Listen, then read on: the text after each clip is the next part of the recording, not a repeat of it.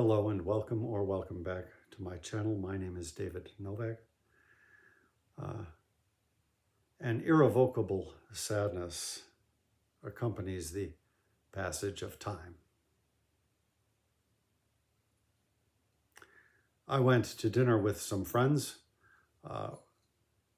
We drove through the Bridgeport neighborhood to get to the restaurant. Bridgeport used to be Irish Catholic, the bastion of the Daly family, and is now turning Chinese. All neighborhoods are always in some form of transition.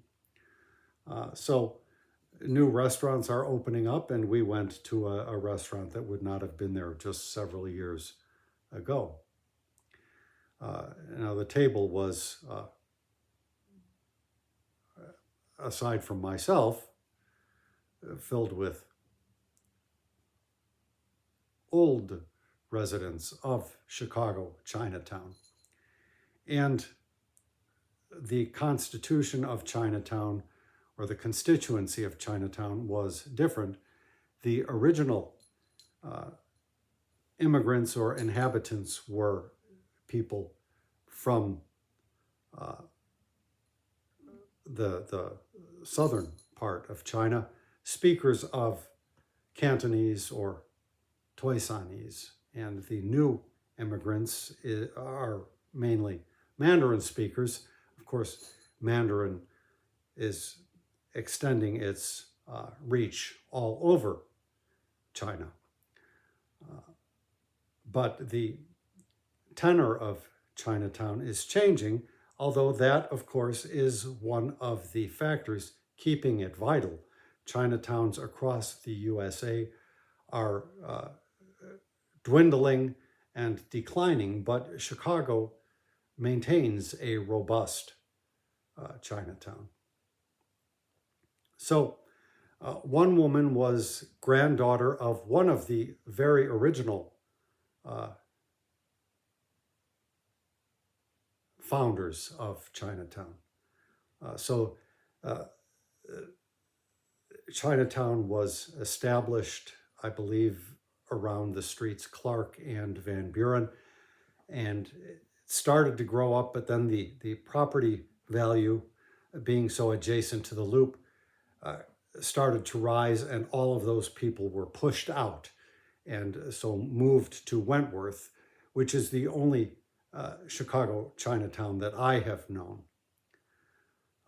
And another woman at the table was another third generation. That is how they would refer to themselves, third generation from the founding. And anybody who is third generation now in Chicago Chinatown would be 80 or 90 years old, probably. So it's a dwindling breed as well. And both of their grandfathers were users of opium, for one thing. One had gone to jail for a while because of selling it, and another, there was a story which I didn't quite follow. He had gone to the customs to pay a duty on a package of opium that he was importing, I guess. I don't know what the story is. But surely these two men knew each other, although I don't know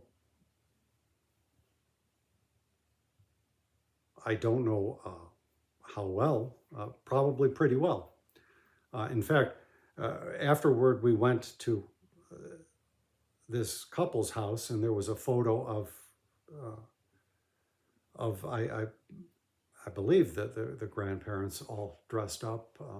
It would have in those days been a big deal to get a photo taken, and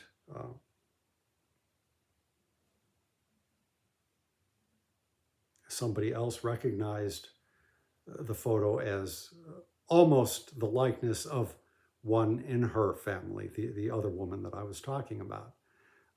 And the outfits that they had on were exactly the same. They were obviously rented for the photograph. I mean, not rented, but the photographer would have had the clothes on hand so that they could take a nice photo. Both of these men moved to Chicago from San Francisco. So the one was the first, and the other came probably sometime thereafter. And there would not have been any Chinese women in Chicago at the time. So each of them took a bride in San Francisco before moving to Chicago.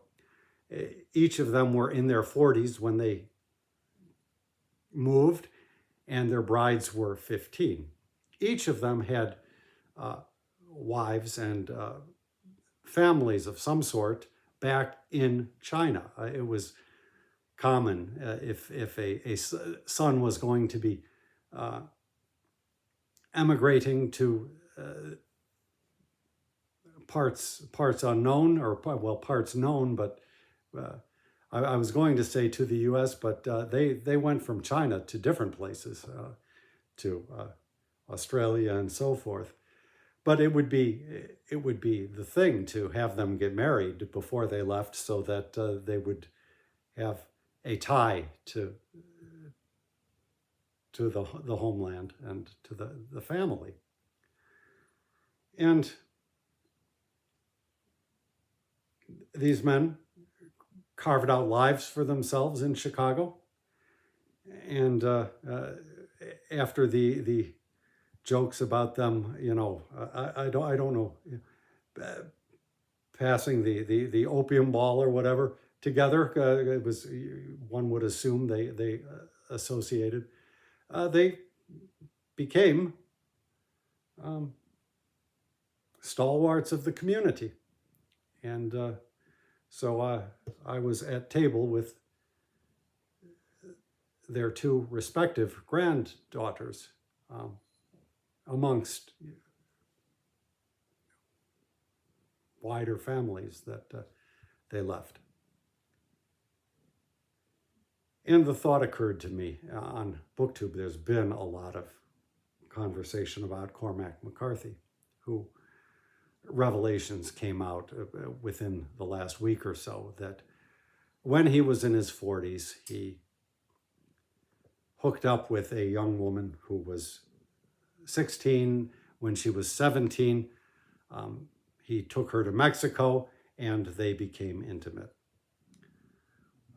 It was not known whether he was a predator with ulterior motives from the get-go, or whether he was a concerned bystander who wanted to help her out, and later the intimacy grew spontaneously. She was in a social situation which exposed her to the advances of leering, dirty old men, and she sought him out possibly as a kind of buffer from all of that. And by the account that I heard, they had a relationship which endured over the years, and she has talked about it subsequent to his demise. It was not something publicized before then, and they did not marry. He, I believe, had had a couple of marriages and divorces or something like that. He's not an author I've read. I've got this cat here that's got the worst fur, and she really stirs up my allergies, especially when I'm petting her like this, which I shouldn't be doing. And on one BookTuber's video wherein he talks about the situation, one commenter referred to Cormac McCarthy as a creep. I have no knowledge of Cormac McCarthy. I don't know what sort of person he was. Was he a nice guy? I wouldn't doubt that he felt he was doing some kind of noble thing. But the juxtaposition of the situations. You have two Chinese men in their 40s and a bride in either case of age 15, and then you have Cormac McCarthy in his 40s with a girlfriend at least, but a long-term stable relationship apparently, starting at age 16. And in the one case, some folks revile him as a creep, and in the other case, these men became stalwart citizens of the community. It's not an unusual occurrence in human society that the bootlegger and rum runner can develop into a pillar of the community, to be sure. And situations of this sort are not new to human society. And it's interesting, the different reactions to them.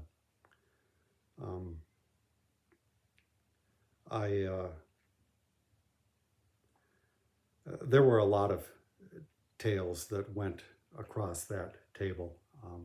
Something caused me, and in fact, we were talking about some of this kind of stuff, and not about Cormac McCarthy. I didn't mention that because I didn't want the conversation to go off and onto that tangent. But somehow I mentioned something my father had once said about Al Capone, I think, and he said something, kind of the same thing people would typically say about Adolf Hitler, and the kind of thing Donald Trump supporters would say about him. He said about Al Capone, well, you could walk down the street, it was safe. You didn't have to worry. I think he lived in the neighborhood or something like that. And the mention of Al Capone, you have to remember, I'm talking about some older folks who the name Al Capone has a resonance. And of course, Capone ate at Chinatown at this woman's, either her father's or her grandfather's restaurant. And when he would go to the restaurant, one of his henchmen or lackeys would come first, and they would clear the restaurant, and then Capone would come. And, when he left, there would be a $100 tip or whatever to the establishment. It would be for everybody. And then, of course, everybody, in those days, $100. And I think I mentioned when I worked at RDG's, it was a fancy Italian restaurant in Chicago, and one day I was there, and a couple days before, Eddie Vrdolyak had come in. He was a politician, an alderman, but of that ilk, and the place was still buzzing because they had left the waitress a tip of $20,000. I don't know that they cleared the place out beforehand, but such is the world. But all of those old Chinatown stories from Chicago are going to disappear. There is no Eileen Chang to record them. Last year I read a couple of books of hers. One was the Love in a Fallen City, a Penguin compilation, and the other one, I can't remember the title. I will put something in the description box about it. Either the titles, or I'll put a link to the video or videos that I made about them. And she captured Hong Kong at a critical juncture in its history. And I was in Hong Kong before the territory reverted to China. I was there, I think, just after the reversion occurred, and then I was there sometime even later. And there was a steady progression in the change of the character of the city. It's not the same city. I'm not saying it's better or worse, but the former Hong Kong is no longer, and a little bit of it, brief glimpses, exist in the stories of Eileen Chang, as well as in the memories of those of us who are old enough to have gone there. Me and another guy had to take a jaunt there because we both had to leave Taiwan, and because of the visa, so we had to leave and then come back. So we spent a weekend there, stayed at the YMCA, and he loved Hong Kong. He was an older Taiwan hand, if you will, with family connections that went into high diplomatic circles. And I think he had dreams of becoming some sort of a diplomat, possibly. And he laughingly said to me that for diplomats, Hong Kong was considered a hardship post with an extra stipend. And his view was, of course, anybody in their right mind would die to get posted to Hong Kong. You know, how could that be a hardship post? Revelations not that long ago came out about Alice Munro as well. My favorite short story writer for a good time. At least my favorite short story writer after W. Somerset Maugham. And the story there was her daughter was sexually abused by her husband. And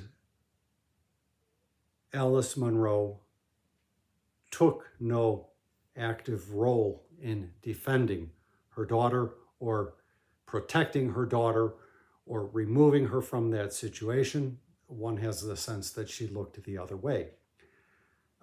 And her stories often deal with situations of violation.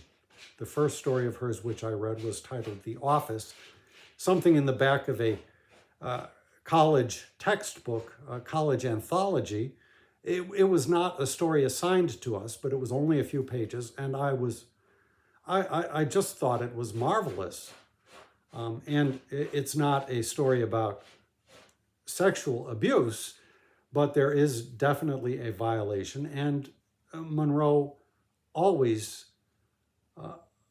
approaches such situations with tact and insight that is really outstanding. And how much of that stems from personal experience, even on the wrong end of the stick, I don't know. So I'm not going to cancel either of these writers, to use the popular phrase. I would still read another book by Alice Munro, given the right circumstances. I've read, I think, 3, and if the right book falls into my hands, yeah, I would read her again. But it's not high on my priority list. I might sooner try to do a reread of the complete stories of W. Somerset Maugham, just to see how they age with me. Of course, I might find after 1 or 2 that they are not to my liking at all. One never knows. But it would be something to try. There are no short story writers of Chicago Chinatown.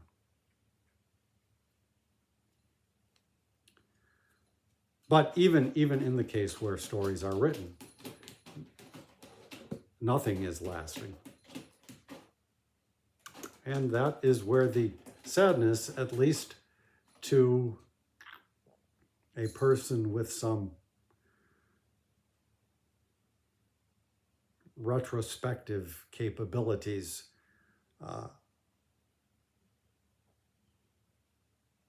I lost my sentence. If you are capable of some introspection or retrospection, you may well be saddened by the passage of time. It's inevitable, of course, and some persons do not seem to have that capacity. A poet, perhaps of his nature, would. So I thought I would share that little vignette about dinner, about the two gentlemen from San Francisco, but before that from China, and what ensued. And it's a topic that I would like to revisit in the near future, perhaps. Again, with the idea that the more things change, the more they stay the same. I'm not sure. I'm sorry I've dragged on. It's taken me a couple of tries to get my thoughts together and manage to say something without completely tripping over myself. So if you have endured this long, thank you for watching, and thank you for stopping by my channel.